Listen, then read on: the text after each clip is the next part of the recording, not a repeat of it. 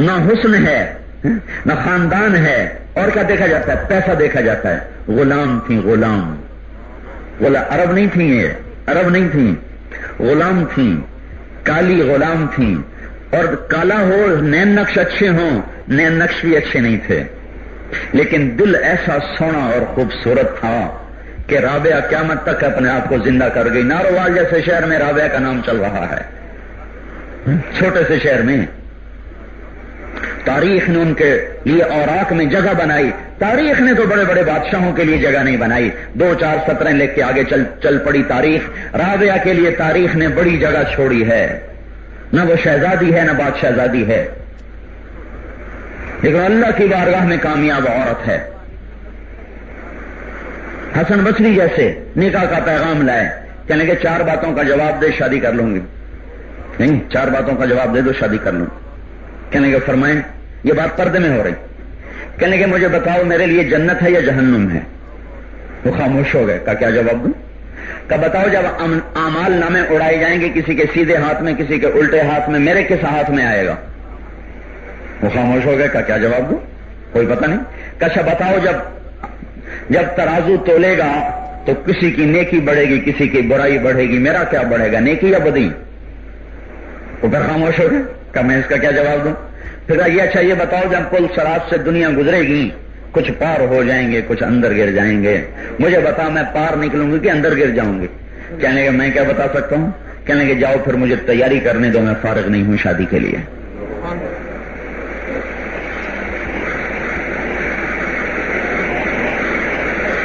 جو اللہ کا ہو جاتا ہے اللہ اس کا ہو جاتا ہے، اور اللہ نے ان کی ضرورتوں کا ایسا انتظام بنایا ہے۔ ابن ابی الدنیا رحمت اللہ علیہ جیسے محدث نے ان کا واقعہ نقل کیا ہے کہ کھانا پکانے اٹھیں، دیکھا تو پیاز کوئی نہیں، اب بیٹھیں پیاز کہاں سے لاؤں؟ نہ کوئی نوکر نہ کوئی خادم نہ کوئی خادمہ، اب پیاز کہاں سے لاؤں؟ ابھی یہ خیال آیا تھا تو اوپر سے ایک چیل اڑتی جا رہی تھی جس کے پنجوں میں پیاز تھا، اس کے جو پنجے ڈھیلے ہوئے سیدھا پیاز ان کی جھولی میں آ کے گرا۔ رابعہ تو میری بن گئی، میں چیلوں کو تیری خدمت پہ لگا دوں گا۔ تو اللہ جنت تک پہنچنے کا راستہ حضرت محمد صلی اللہ علیہ وسلم کی مبارک زندگی ہے۔ تبلیغ اس زندگی کو زندہ کرنے کی محنت ہے کہ ہر مرد عورت میں عبادات زندہ ہوں، نماز ایسی زندہ ہو کہ نوروال میں کوئی عورت بے نمازی نہ رہے، کوئی مرد بے نمازی نہ رہے، اخلاق ایسے زندہ ہوں کہ نوروال میں کوئی لڑائی جھگڑا نہ رہے، محبتیں پیار زندہ ہو جائیں، معاف کرنا زندہ ہو جائے، درگزر کرنا زندہ ہو جائے، اخلاق سیکھے جائیں، اخلاق سکھائے جائیں۔ میرے بھائیو یہ وہ چیپٹر ہے جو نہ آج ماں سکھاتی ہے نہ ابا سکھاتا ہے۔ خالی ہاتھ بچیوں کو روانہ کرتے ہیں، کہتی ہے ماں میں نے اپنی بیٹی کو سب کچھ دے دیا، سب کچھ دے دیا، سارا کچھ دے، جائیداد میں بھی حصہ دے دیا اور زیور بھی دے دیا، کپڑا بھی دے دیا، صندوق بھی دے دیا، یہ بھی دے دیا وہ بھی دے دیا۔ ہاں یہ میں جب بھی مسورات میں بیان ہوتا ہے تو پھر میں یہ سوال کیا کرتا ہوں، اپنی بیٹی کو اللہ کا تعلق بھی دیا کہ نہیں دیا؟ ہاتھوں کو تو نے سجا دیا اپنی بیٹی کو چوڑیوں سے، کانوں کو سجا دیا کانٹوں سے، ماتھے کو سجا دیا ٹیکے سے، گردن کو سجا دیا ہار سے، پاؤں کو سجا دیا پازیب سے، تن کو سجا دیا ریشمی کپڑوں سے، دل کو کیوں نہ سجایا اللہ کی محبت سے؟ اسے جو خالی بھانڈا بنا کے بھیج دیا، کل یہ کیسے پہاڑ جیسی زندگی گزارے گی؟ جب تک اللہ کا تعلق نہیں ہوگا تو پرائے گھر میں جا رہی ہے، بہو بن کے جا رہی ہے، بیٹی بن کے نہیں جا رہی۔ تو جب اس پہ کوئی دکھ آئے گا تو اس وقت یہ اللہ کو یاد کرے گی، تمہارا سر کھائے گی۔ ابا کہتا ہے میں نے بیٹے کو کاروباری بنا دیا، ایم اے کی ڈگری بھی دلا دی، نوکری بھی لگ گئی، یا تاجر کہتا ہے میں نے دکان میرا بچہ سارا کاروبار سنبھال لیتا ہے، بس اب ہم نے بیٹے کی شادی کر دینی ہے، اس کا گھر آباد ہو جائے۔ ارے اس کو کاروبار تو سکھایا ہے، اس کو اللہ کا تعلق بھی سکھایا ہے کہ نہیں سکھایا؟ کل کو ایک نئی زندگی اس کے ساتھ چلنے والی ہے، کہیں اپنی حاکمیت میں اس کی زندگی کو تباہ و برباد نہ کر بیٹھے۔ تو نے چائے میں میٹھا کیوں نہیں ڈالا؟ چل میرے بھائی اسی پہ لڑائی، یا تو نے میرا بٹن کیوں نہیں لگایا؟ اسی پہ اس کی بےزتی کر کے رکھ دی، درندہ بنا دیا۔ کمانے والا تو بنایا پر انسان نہ بنایا۔ ارے میرے بھائیو، اپنے بچوں کو پہلے انسان بناؤ پھر ان کی شادیاں کرو. اپنی بیٹیوں کو پہلے اللہ کا تعلق سکھاؤ پھر ان کی شادیاں کرو. زیور دے دیا، کپڑے دے دیے، سب کچھ دے دیا، سب کچھ دے دیا، نہیں، اللہ کی قسم کچھ نہیں دیا اگر اللہ کا تعلق نہیں دیا. 20 برس ایک بچی گھر میں رہ کر جائے ماں باپ کے، اور ماں باپ اس کو اللہ کے سامنے رونا نہ سکھائیں، اللہ کا اور اس کے رسول کا تعلق نہ سکھائیں، تو انہوں نے بچی کو سر سے کپڑا اتار کے ننگے سر بھیج دیا ہے، ننگے پاؤں بھیج دیا ہے، خالی ہاتھ بھیج دیا ہے.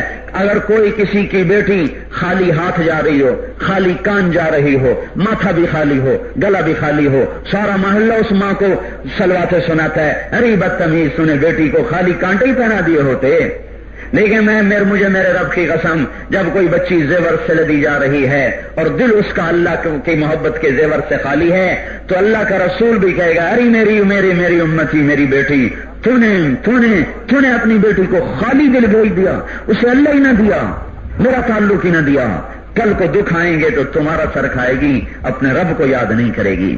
بیٹے کو جی ہم نے بینک بیلنس بھی دے دیا، کاروباری بھی بنا دیا ہے، اور اخلاق بھی سکھائے ہیں کہ نہیں، کہ کل کو ایک گھر کو لے کے چلے.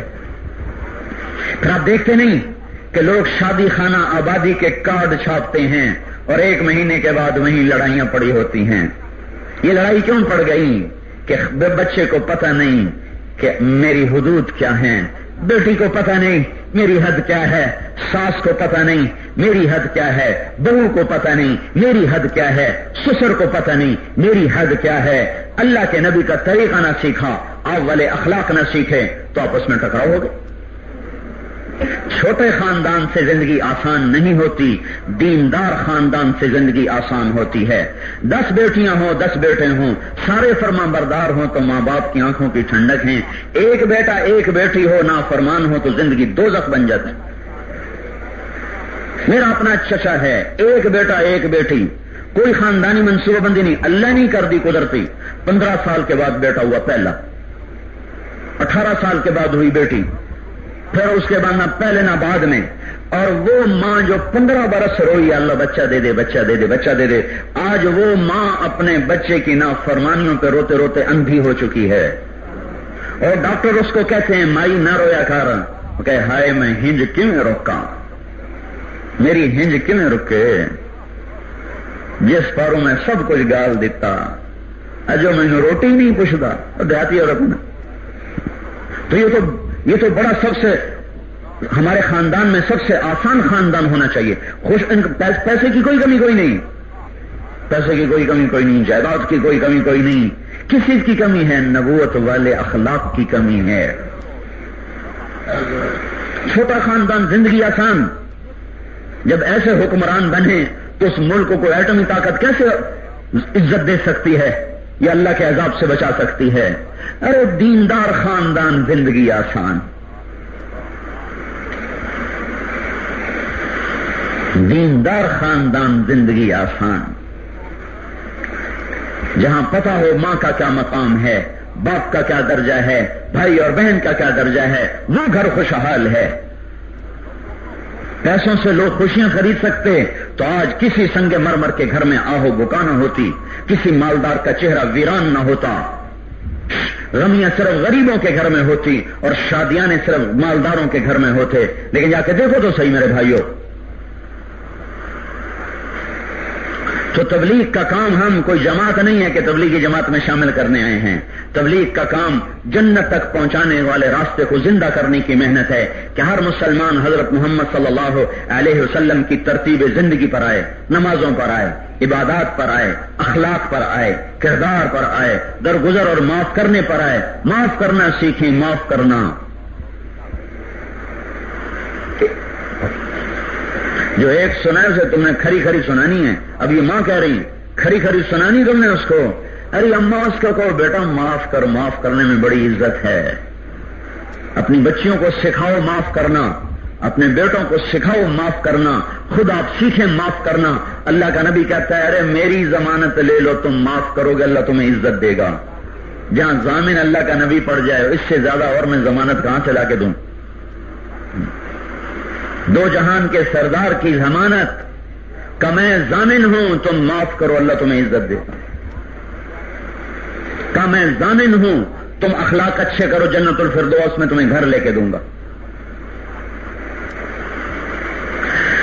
تو اس لیے میرے بھائی اور بہنوں، ہم چونکہ یہ دین تربیت سے آتا ہے، آج ماں باپ کو نہیں پتا کہ اولاد کو کیسے لے کے چلنا ہے، اپنے آپ کو کیسے لے کے چلنا ہے، تو ہم مردوں کو بھی کہتے ہیں نکلو، عورتوں کو کہتے ہیں نکلو، یعنی جاؤ جماعتیں بن بن کے جاؤ اور یہ سیکھو۔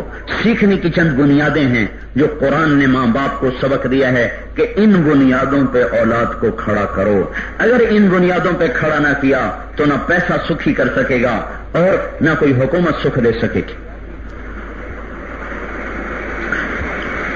سورہ لقمان ہر ماں کو پڑھنی چاہیے، ہر باپ کو پڑھنی چاہیے، اور ہر اسکول کے ٹیچر اور کالج کے پروفیسر کو سورہ لقمان کا ایک رکوع پڑھنا چاہیے کہ اللہ تعالیٰ بتا رہا ہے کہ اگلی نسل کی تربیت کے خطوط کیا ہیں، اگلی نسل کی تربیت کی بنیادیں کیا ہیں، انہی کو ہم تبلیغ میں سیکھ رہے ہیں۔ یا بنی لا تشرک باللہ، پہلا سبق، وَإِذْ قَالَ لُقْمَانُ لِابْنِهِ وَهُوَ يَعِظُهُ يَا بُنَيَّ لَا تُشْرِكْ بِاللَّهِ۔ پہلا سبق ماں اپنے بچوں کو سکھائے۔ حدیث میں آتا ہے کہ اپنے بچہ جب تمہارا پیدا ہو تو اس کے سامنے اتنا اللہ اللہ اللہ کہو کہ جب وہ پہلا لفظ بولے تو اللہ بولے، ابا نہ بولے، اما نہ بولے۔ جب وہ اما بولتا ہے نا تو ماں خوش ہوتی، آج اس نے مجھے اما کہا، آج اس نے مجھے ابا کہا، اور جو مجھے امی کہا۔ نہیں نہیں نہیں نہیں، یہاں سے زبان مت کھلوائیں اپنے بیٹے کی۔ یا بنی لا تشرک باللہ ان الشرک لظلم عظیم۔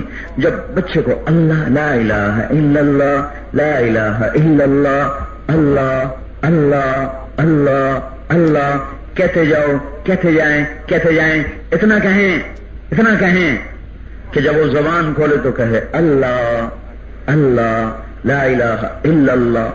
بختیار کاکی رحمت اللہ علیہ ہیں، ماں نے بھیجا وہاں سبق پڑھانے کے لیے مدرسے میں، تو جب استاد نے پڑھایا الف با تا سا، وہ کہنے گا الف لام میم ذالک الکتاب لا ریب فیہ، اور 15 پاڑے پڑھ کے سنا دی۔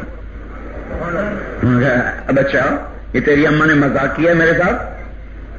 وہ گھر آ گئے، کمائی آپ نے کیا کیا؟ یا آپ کا بچہ تو 15 پارے کا حافظ ہے، یہ کیسے حفظ کر لیا اس نے؟ آپ اس کو الف با تا پڑھانے بھیج رہی؟ فرمایا جب دودھ پلاتی ہوں تو قرآن پڑھ پڑھ کے پلاتی رہی، جب دودھ پلاتی رہی تو قرآن پڑھ پڑھ کے پلاتی رہی۔ تو آپ کو پتا بچے کا ذہن بالکل صاف ہوتا ہے، وہ نقش ہوتا ہے۔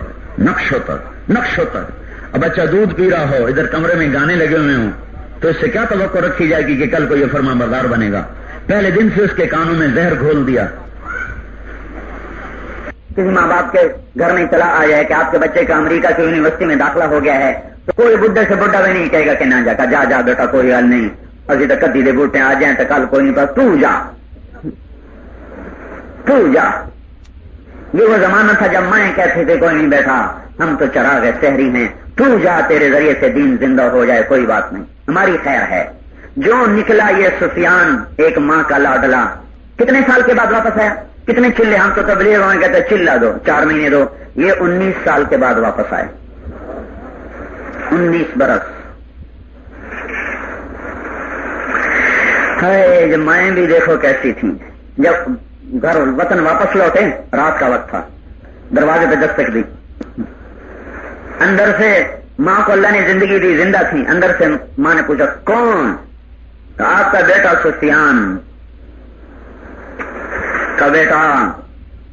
جب کوئی چیز کسی کو ہدیہ کر دی جائے تو واپس لینا بڑی بے غیرتی ہے، میں تمہیں اللہ کو دے چکی ہوں، اب واپس لینا بڑی بے غیرتی ہے، یہ در اب دنیا میں نہیں کھلے گا، واپس چلا جا، قیامت میں مل لینا تسلی کے ساتھ۔ ماں نے دروازہ نہیں کھولا، کہا جا۔ پھر یہ سفیان کہاں پہنچا؟ جب مائیں ایسی تھیں تو ایسے بچے بنتے۔ پھر یہ سفیان کہاں پہنچا؟ ابو جعفر منصور کے خلاف انہوں نے فتویٰ دیا، برملا۔ اس نے کہا میں مکے آ رہا ہوں، میرے آنے سے پہلے سولی تیار رکھی جائے اور سفیان ثوری کو سولی پہ لٹکا دیا جائے۔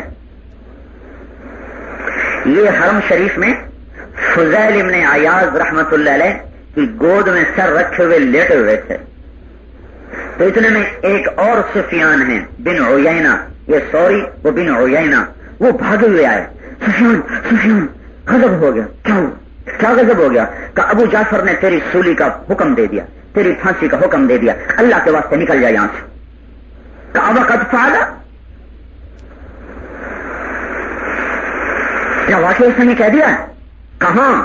کہ میں بھاگ گیا ہوں۔ واہ، وہیں سے سر آئے ملتزم پر، ملتزم دروازے کے ساتھ کی جگہ یوں پکڑ لیا گیا، اے مولا اگر تو نے مکے میں داخل ہونے دیا ابو جعفر کو تو پھر دوستی نہ رہے گی۔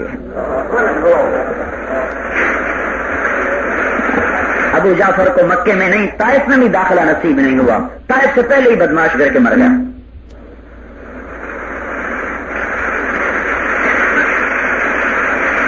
یہ ماؤں کا کام تھا بچوں کو دین کے لیے تیار کرنا، جو تبلیغ والے آج یاد دلا رہے ہیں۔ یہ جنت کا راستہ ہے۔ اور کون سا سبق دینا ہے؟ یا بنیا، اور کیا سبق دینا ہے؟ یا بنیا، یہ بڑا پیار کا لفظ ہے کہ اس سے یہ ثابت ہوتا ہے کہ بچوں کو پیار سے سمجھاؤ، ڈانٹ ڈپٹ کے مار کے نہ سمجھاؤ۔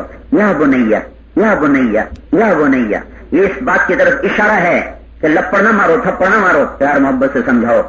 یہ جیسے اسکولوں کے ماسٹروں نے کان پکڑا ہوتے ہیں نا، یہ کام نہ کرو، پیار محبت سے سمجھائیں کہ آج بغاوت کا زمانہ ہے، محبت سے تو سمجھیں گے، پیار سے نہیں اور یہ مار پٹائی سے نہیں سمجھیں گے۔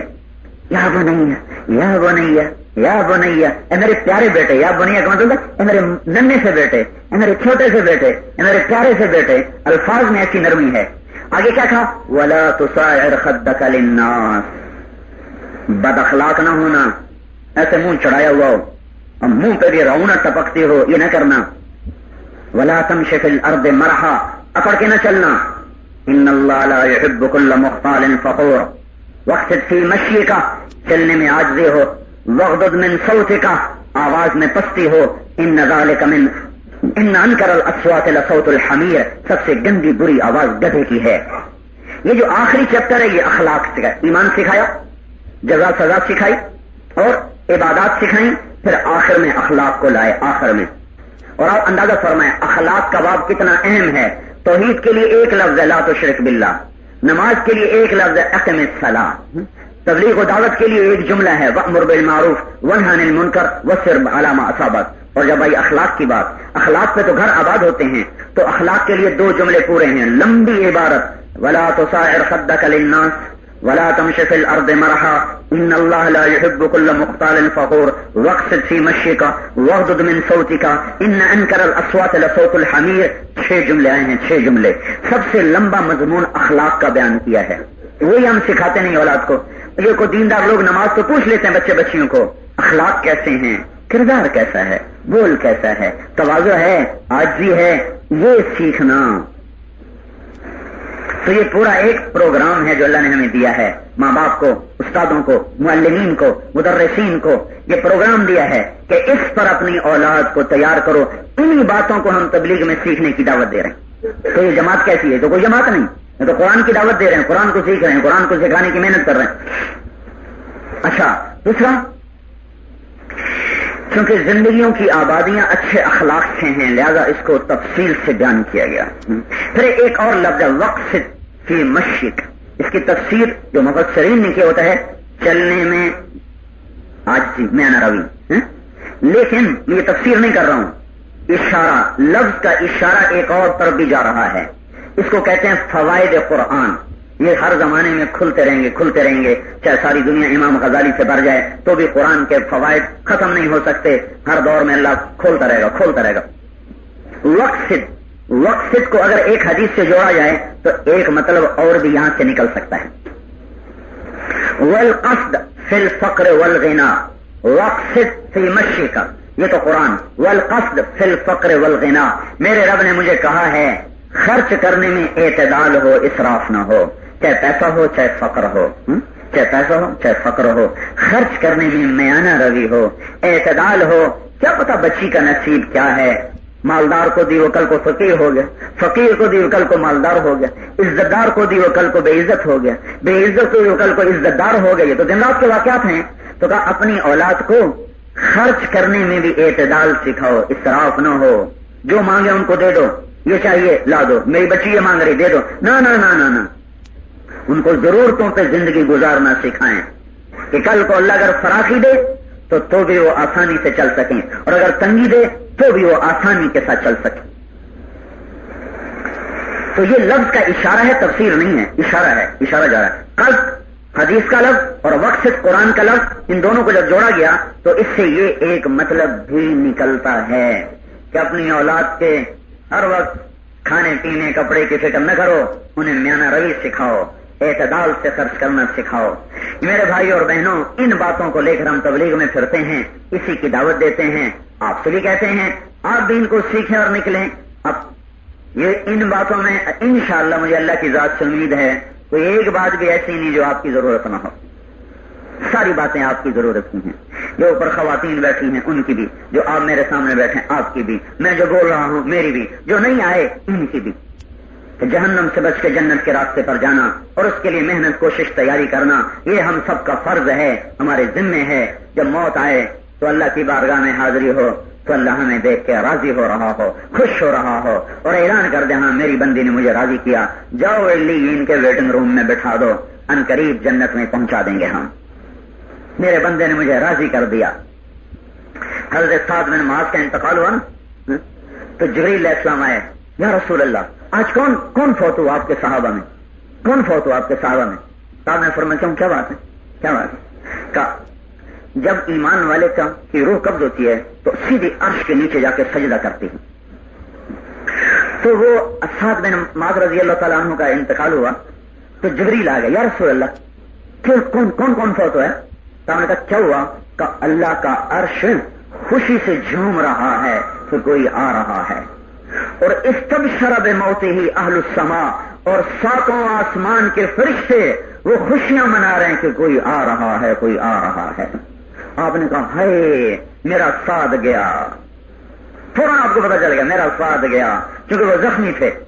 تو آپ ایک دم نکلے مسجد سے تیزی کے ساتھ، اور آپ اتنا تیز چلے کہ صحابہ پیچھے دوڑ رہے تھے اور آپ چل رہے تھے، اور ان کی جوتیوں کے تسمے ٹوٹنے لگے، کہیں گے یا رسول اللہ آہستہ تو چلیں، اتعبتنا، آپ نے تو ہمیں تھکا دیا۔ آپ نے کہا جلدی چلو، مجھے ڈر ہے کہ میرے پہنچنے سے پہلے کہیں سعد کو فرشتے نہ غسل دے دیں اور ہم اس کو غسل دینے سے محروم ہو جائیں، جلدی چلو جلدی چلو۔ ہم سب بھاگے تو آگے دیکھا تو سعد کی میت کمرے میں پڑی، کمرہ خالی، صحابہ باہر کھڑے ہو گئے، تو آپ اندر گئے۔ کیسے اندر آئے؟ جیسے یہ اب سامنے سے کوئی آدمی میری طرف آئے تو سیدھی چال تو نہیں چل سکتا نا، کوئی قدم ادھر رکھے گا کوئی ادھر رکھے گا، کیونکہ سارے لوگ راستے میں بیٹھے ہیں، یوں زگ زیگ کرتا ہوا آئے گا۔ تو لوگوں نے دیکھا کہ حضور صلی اللہ علیہ وسلم کبھی یوں قدم رکھتے ہیں، کبھی یوں رکھتے ہیں، کبھی یوں رکھتے ہیں، کبھی پورا رکھتے ہیں پاؤں، کبھی آدھا رکھتے ہیں، پھر سعد کے سرہانے ایسے سکڑ کے بیٹھ گئے۔ تو صحابہ نے کہا یا رسول اللہ آپ کیا کر رہے ہیں؟ نظر تو کوئی آ نہیں رہا، تو یہ آپ کیا کر رہے ہیں؟ آپ نے فرمایا کمرہ فرشتوں سے ایسا بھرا پڑا ہے کہ پاؤں رکھنے کی بھی جگہ نہیں ہے، اور ابھی ایک فرشتے نے اپنے پر کو سکیڑا ہے اور میرے بیٹھنے کی جگہ بنائی ہے۔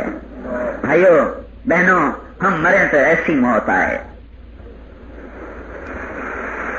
اور جب جنازہ اٹھایا گیا تو حضرت صاحب لمبے چوڑے تھے، لہین شہین تھے، لیکن ان کے جنازے کا وزن ہی کوئی نہیں تھا، لیکن جیسے اوپر میت ہی کوئی نہیں، تو منافق بکنے لگے، دیکھا نا یہ بھی منافق تھا، اس کا وزن ہی کوئی نہیں رہا۔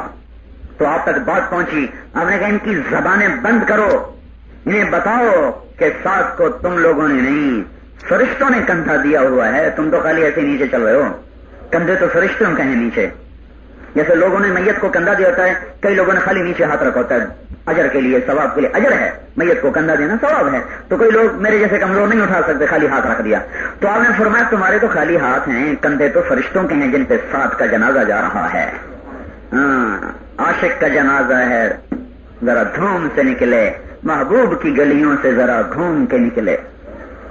جب نارووال سے جنازہ اٹھے کسی ایمان والی عورت کا یا مرد کا تو ایسے اٹھے کہ فرشتوں نے کندھے دیے ہوئے ہوں۔ اس کے لیے تبلیغ کا کام ہے، اس کے لیے مردوں سے 4 مہینے مانگتے ہیں، عورتوں سے 3 دن مانگتے ہیں، مردوں کے ساتھ نکلو 3 دن لگاؤ، اور جب 3 دن لگ جائیں پھر 15 دن لگاؤ، جب 15 دن لگ جائیں پھر 4 مہینے کے لیے بیرون کی دنیا میں جاؤ، جا کر ان مسلمان عورتوں کو پیغام سناؤ کہ بہنوں تم بھی اللہ اس کے رسول والی زندگی پہ آ جاؤ۔ تو اس لیے میرے بھائی اور بہنوں، ایک تو آج تک جو ہم سے اللہ کی بارگاہ میں نافرمانیاں ہوئیں، آج ہم اس سے توبہ کریں، کہ توبہ وہ عمل ہے جو لاکھوں سال کے گناہوں کو بھی دھو کے صاف کر دیتا ہے. پھر تو ساری بہنیں توبہ کریں, سارے مرد توبہ کریں. کیوں بھائی اتنی تو نیت کر لینا, کیا پتا کب بلاوا آ جائے. توبہ تو کی ہوئی ہو, توبہ تو کی ہوئی ہو. اور اللہ ایسا کریم ہے کہ یوں کہتا ہے کہ میرا بندہ تو اتنے گناہ کر کے آسمان کی چھت تک پہنچا دے. کوئی تو نہیں کر سکتا ہے. ساری دنیا, سارے انسان, سارے شیطان سب مل کے گناہگار ہوں اور گناہ کریں تو بھی آسمان تک نہیں جا سکتے. لیکن اللہ ہمیں کہہ رہا ہے نارووال کی کوئی عورت, کوئی مرد اتنے گناہ کرے کہ آسمان تک چلے جائیں, پھر ایک بول دے یا اللہ معاف کر دے, تو میں وہیں سارے معاف کر دوں. جاؤ معاف کر دی, جاؤ معاف کر دی. ماں بھی اتنی جلدی سے معاف نہیں کرے گی, وہ بھی تانے دے گی تو نے مجھے بہت ستایا, نہیں معاف کرتا. کل ہی ہمارے ایک بھائی بتا رہے تھے کہ میرے والد مجھ پہ ناراض ہوئے, 2 سال مجھے معاف نہیں کیا, 2 سال نے معاف کیا. اور اللہ کیسا مہربان ہے, ادھر ہم نے کہا یا اللہ معاف کر دے, وہ کہتا جاؤ میں نے معاف کر دیا, میں تو کب سے انتظار کر رہا تھا کہ تو ایک دفعہ کہہ تو دے, جاؤ معاف کر دی. تو یہ سارا مجمع اللہ کی بارگاہ میں توبہ کرے کہ توبہ پر اللہ سب دھو دیتا ہے. بلا ابالی کا تو مجھے پرواہ بھی نہیں ہوتی کہ مجھے اللہ سے کوئی پوچھے گا کہ اللہ تو نے کیوں معاف کیا, کوئی پوچھے گا اس سے. توبہ کریں, سب سے توبہ کروائیں. 100 کا قاتل, قتل شرک کے بعد سب سے بڑا گناہ ہے. 100 کا قاتل بنی اسرائیل میں بخاری شریف کی روایت, 99 قتل کر چکا تھا, اس کو خیال آیا میں توبہ کروں. کسی ان پڑھ سے پوچھ لیا میری توبہ ہے, انہوں نے کہا تو تیری ہو سکتی, 99 قتل کر دی تو سیدھا دوزخی ہے. انہوں نے کہا پھر 100 تو پورے کروں, ادھورا کام تو نہ ہو, تو اس کے لیے اڑا دی, 100 پورے کر دی. پھر اس کو خیال آیا توبہ کروں, تو کسی عالم سے پوچھا میری توبہ ہے, کہ بیٹا کیوں نہیں, لیکن ایک شرط ہے, توبہ پکی ہونی چاہیے. پکی تب ہوتی جب آدمی اچھا ماحول اختیار کرے. تو ماحول تو اچھا ہے نہیں, تو یہ شہر چھوڑ دے, فلاں بستی چلا جا, نیک لوگ رہتے ہیں, وہاں تیری توبہ پکی ہو جائے. یہی ہم کہتے ہیں, نارووال ہو یا پاکستان کا کوئی شہر ہو, ماحول اتنا گندا ہے کہ توبہ پکی ہوتی نہیں. وہ چلے کے لیے چھوڑ دیں اس کو, 4 مہینے کے لیے چھوڑ دیں. عورتوں کے دل نرم ہوتے ہیں, ان کے لیے 3 دن میں وہ سب کچھ ہو جاتا ہے جو مردوں کا 3 چلے میں ہوتا ہے.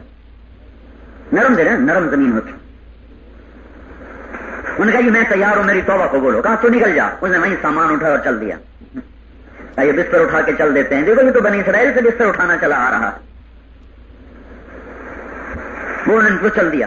راستے میں بیمار ہو گیا, موت نے آن گھیرا, تو نظر آیا کہ نہیں بچتا ہوں, تو اس نے چلنا شروع کیا. پھر آہستہ آہستہ آہستہ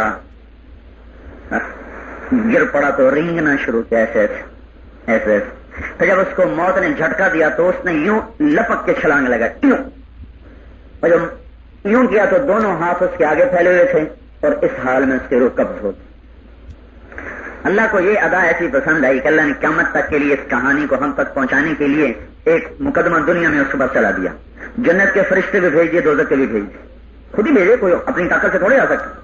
دوزخ والے کہنے لگے ہمارا قیدی ہے, جنتی کہنے لگے ہمارا مہمان ہے. توبہ کر چکا ہے. دوزخ کے فرشتوں نے کہا توبہ پوری نہیں ہوئی, وہاں جاتا تو تب توبہ تھی.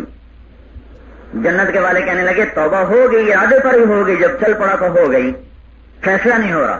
اللہ تعالیٰ نے ایک تیسرا فرشتہ بھیجا کہ جاؤ فیصلہ کرو. کہ کیا کرو, کہ ادھر کی زمین بھی ناپو, ادھر کی زمین بھی ناپو. اگر گھر کے قریب ہے تو دوزخی, اگر اس بستی کے قریب ہے تو جنتی.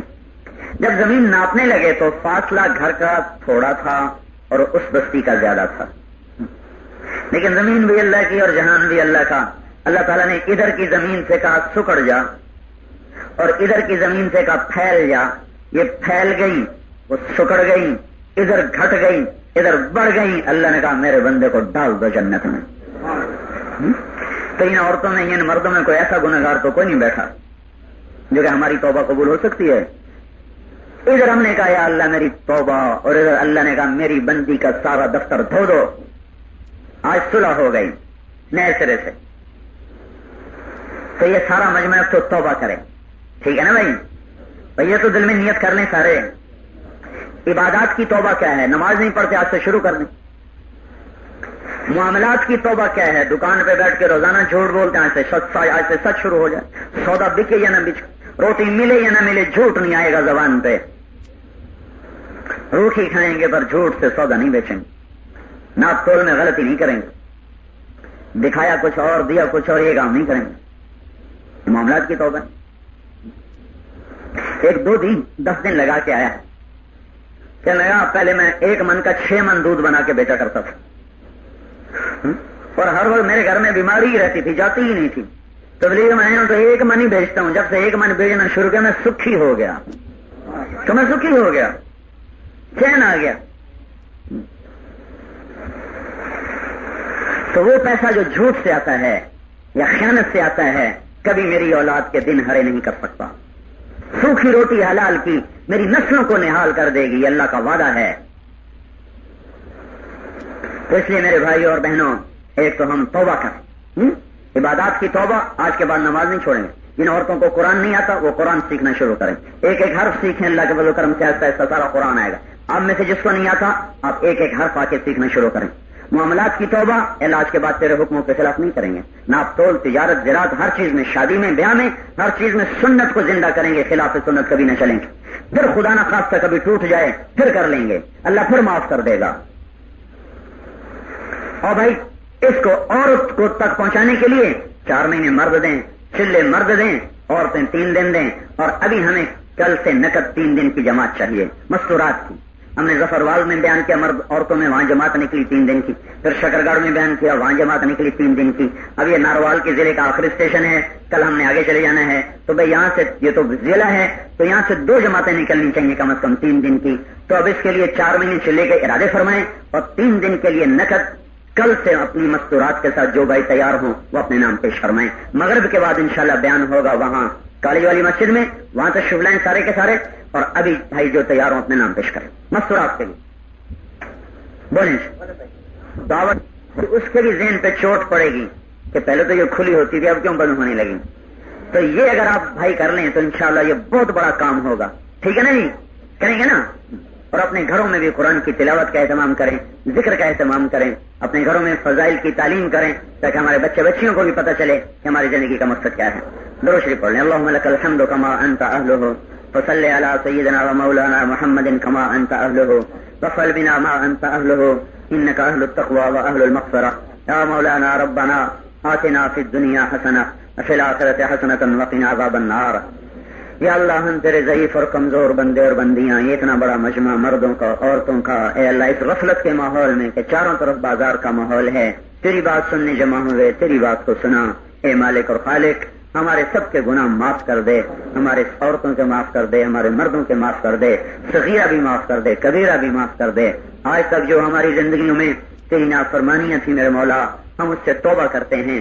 جو تیرے محبوب کے طریقوں کے خلاف چلی زندگی اس سے بھی ہم توبہ کرتے ہیں. اے زمین آسمان کے بادشاہ ہم سب کی توبہ کو قبول فرما اور اس میں ہمیں پختگی عطا فرما، قدموں کے پھسل جانے سے حفاظت فرما، بھٹک جانے سے حفاظت فرما.